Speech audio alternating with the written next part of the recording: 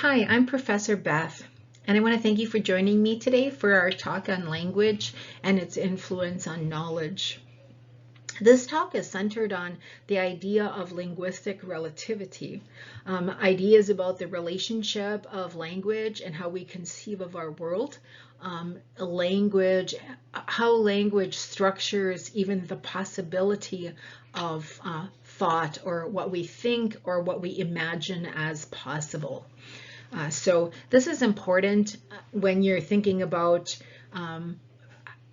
people's ability to learn and understand and develop. Because if language truly is influential in terms of our worldviews, um, then there are some ramifications for our understanding overall. So let's tackle the term of linguistic relativity to start with. For a long time, theorists from linguistics and psychology studied the relationship of thought and language because the structure of language seemed to influence speakers' worldviews or the way they comprehended the world. So my language structures determined how I could see something, is what the suggestion is here. So if you have a particular way of casting your reality or into thought or conceptualizing reality, that would be determined by the language you possessed. So in an educational context, this is significant because it suggests that an impoverishment of language or a limit of language would then correspondingly limit your ability to think, or it would provide a limited thought process, a limited ability to conceptualize. So this theory is huge in its implications for what we know, because it suggests that what we know or can know is formed significantly by the language we learn as we grow up. So there are two versions of this idea of linguistic relativity. The strong version, which came out originally too, and which I ran across first in my studies, this strong version suggests that our language determines what we can know of or how we see the world. So the way we structure our language determines how we conceptualize the world we live in. It would mean that how we see what we see is determined by our language, the conceptual abilities we already possess.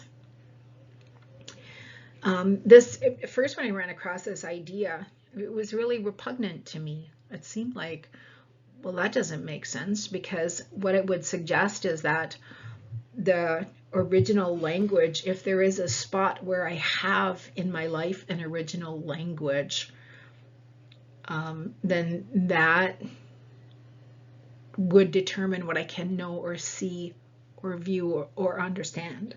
And it doesn't seem to be, it seems to be limited, static rather than dynamic.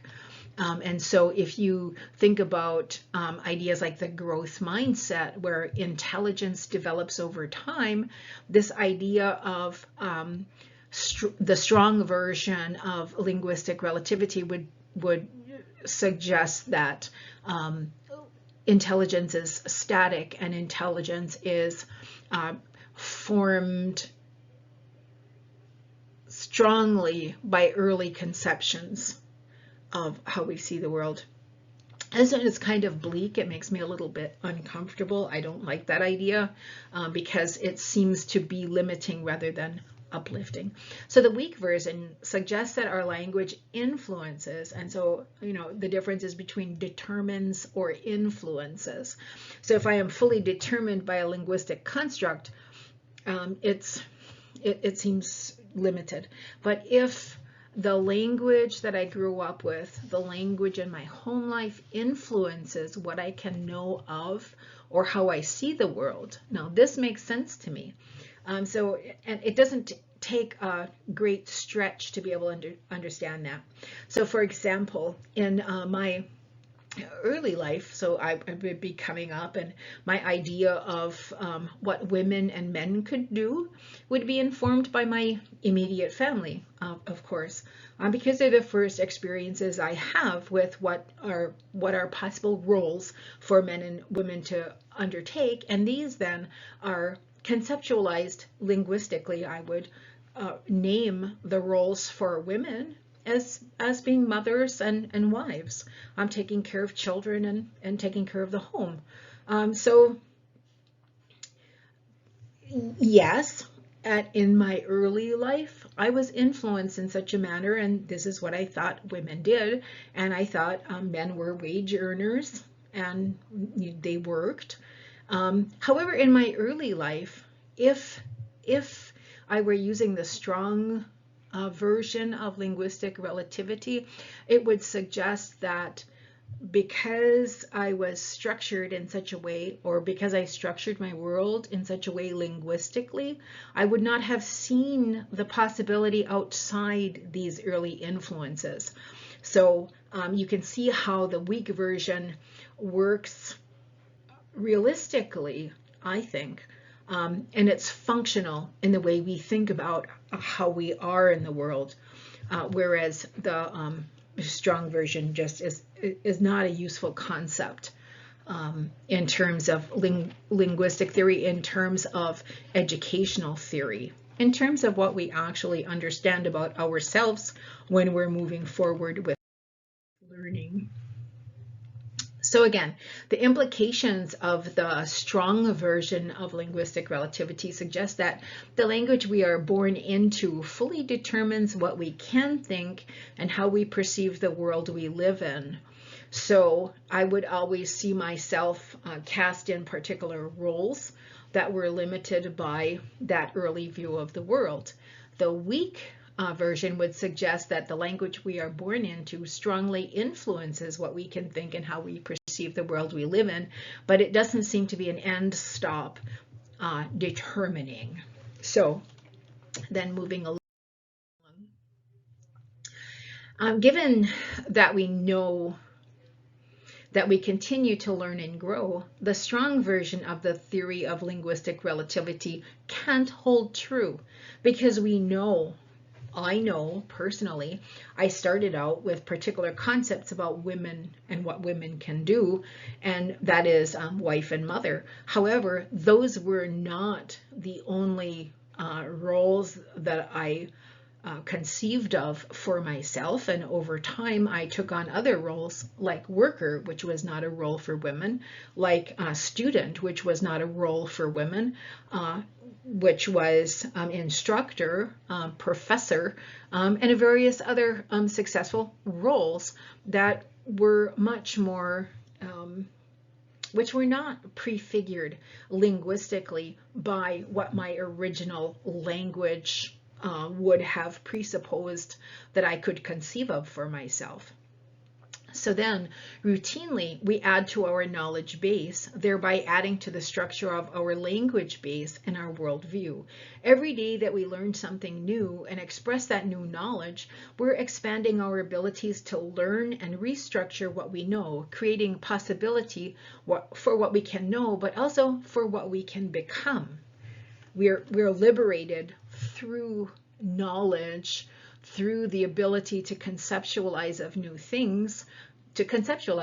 We are creating a new way of being for ourselves.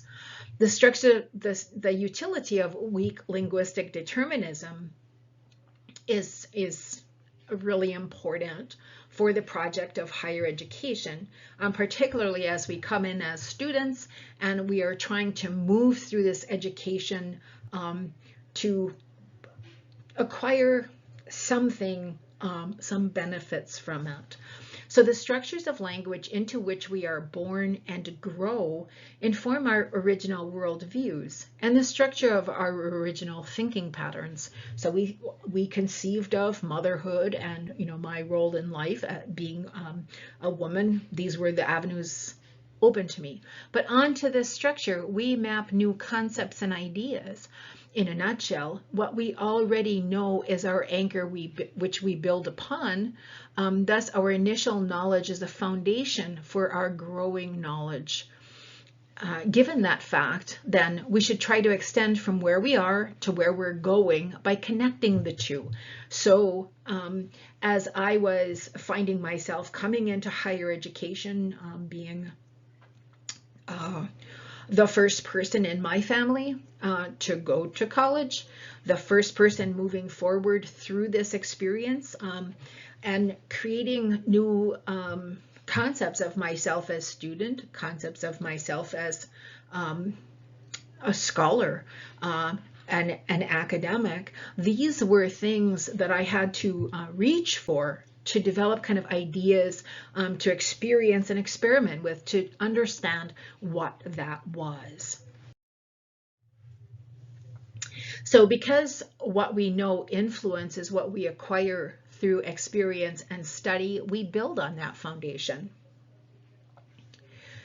With our building on the old comes cross-pollination between old ideas and new ideas, causing an accommodation of each for the other. So in other words, as I was developing ideas of possibility for myself as a person, my ideas about women's roles began to change. I could start to see new possibilities. That did not mean that it negated every possibility that existed prior to this new knowledge. But what it did was suggest that there were additional roles, different roles that were available for me, for women, for everyone actually. And in that way, we change and develop with exposure to new worldviews and new experiences we undertake through our learning. So as I grew and developed, I had more ideas of what I was going to do. It didn't say that things couldn't be it didn't negate the original ideas I had, but what it did was add new ones onto it. So the new did not override the old, but those kind of came together in offering more opportunities rather than less. And it didn't replace one set of values with a new set. What it does is create greater, more hybridized ways of being. So I was still a wife and a mother, and I was still a student, and I was still developing into a professional. And these things over time were working themselves out. So in the premise of this weak linguistic determinism as an idea is thinking about the promise. That promise is the room for growth left available with the knowledge that our futures are influenced and not wholly determined by our point of origin. So yes, my original way of being was framed in a certain way, but it didn't determine where I ended up. What it did do, though, is determine some substantial value systems that I have and some ways of orienting myself in the world, but not totally determined by an original concept, what that was framed in a particular language. So then when we take in new knowledge, we refashion what we already know as we bring it into juxtaposition or put it side by side with what we're learning. So we see the old and we see the new, they're next to each other, they cross-pollinate, they compete. Sometimes one overrides the other, sometimes it doesn't, sometimes the other overrides the first one. Simultaneously, we bring our unique perspectives to bear on that new knowledge so that we impact what is known as we add our voices to the development of knowledge. So I don't exist in a world by myself where I am just in this original space. And I don't totally transform into this new space having hatcheted off what was old. What I am is a hybrid, bringing in parts and pieces from each. And my voice influences both ways. So the place I came from is influenced by the interactions I have with it, because I now am something new and something different, something reconceptualized because of what I have done and how I have developed. But then where I have gone into academia is also not left untouched by me or the changes that I've undergone, or the voice that I originally had, because I did not divorce that voice. What I did was refine it and make it more sophisticated to graft onto it greater understanding. But it didn't cause me to lose self. It caused me to conceive of a greater self. And what happened was I began to realize every point of origin, whether that was as a young person coming up in a pretty traditional home space, or someone who was destined for the academic world to start with, both of these are framed by linguistic constructions and conceptualizations that are equally separate from one another. And both are made better if they could take some value from each other, if they could think about how does one inform the other, what benefits can be shared, what values would make us better overall as people, rather than suggesting that there is only one way that's good. That's not true.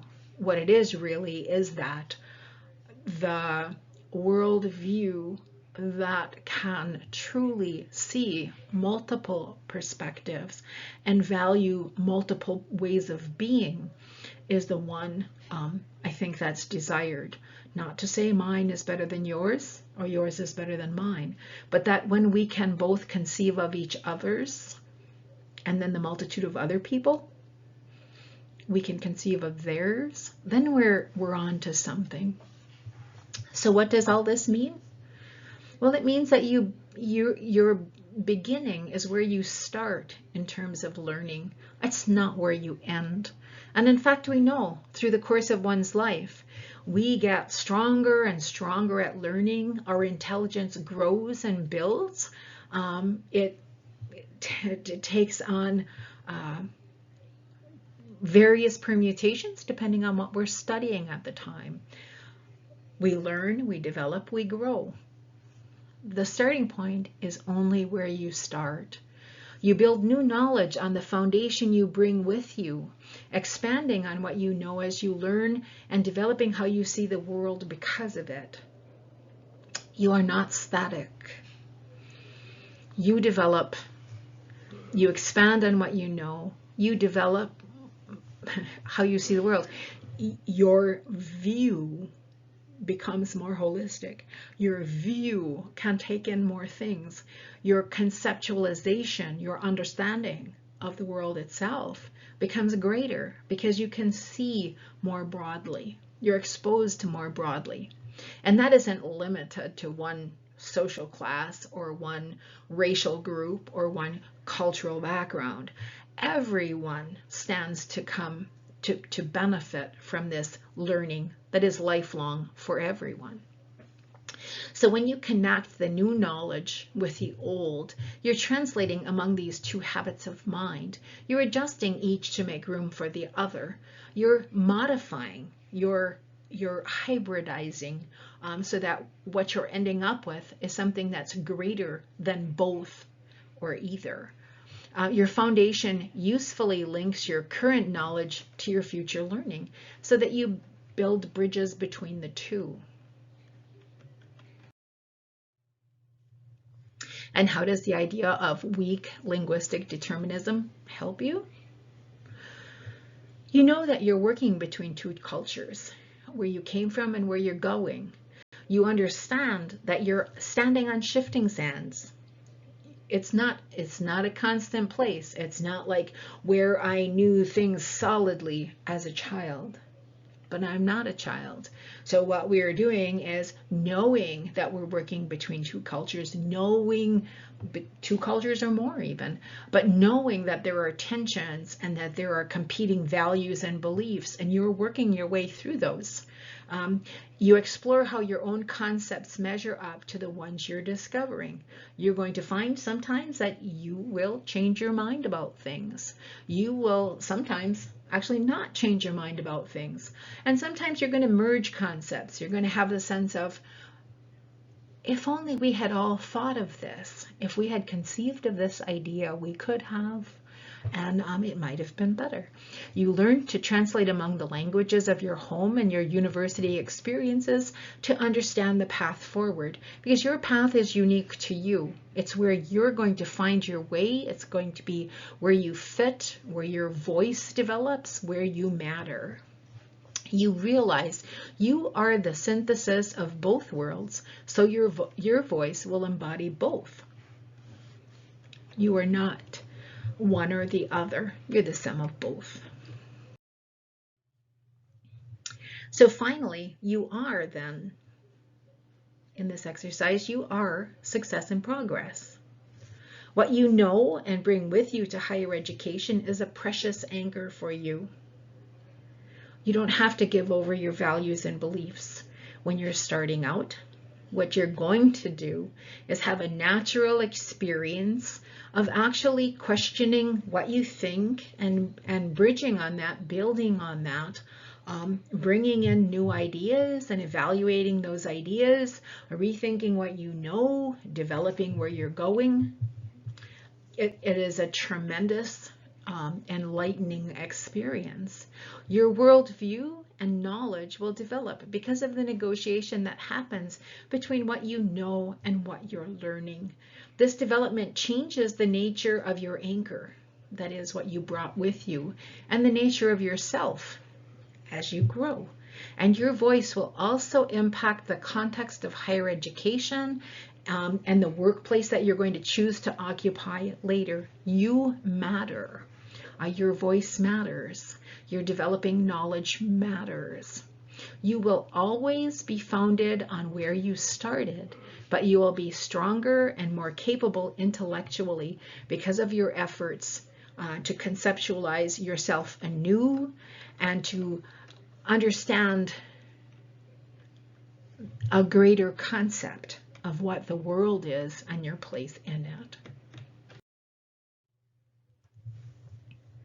Thanks for joining me for this chat. I look forward to visiting you again. Again, I'm Professor Beth.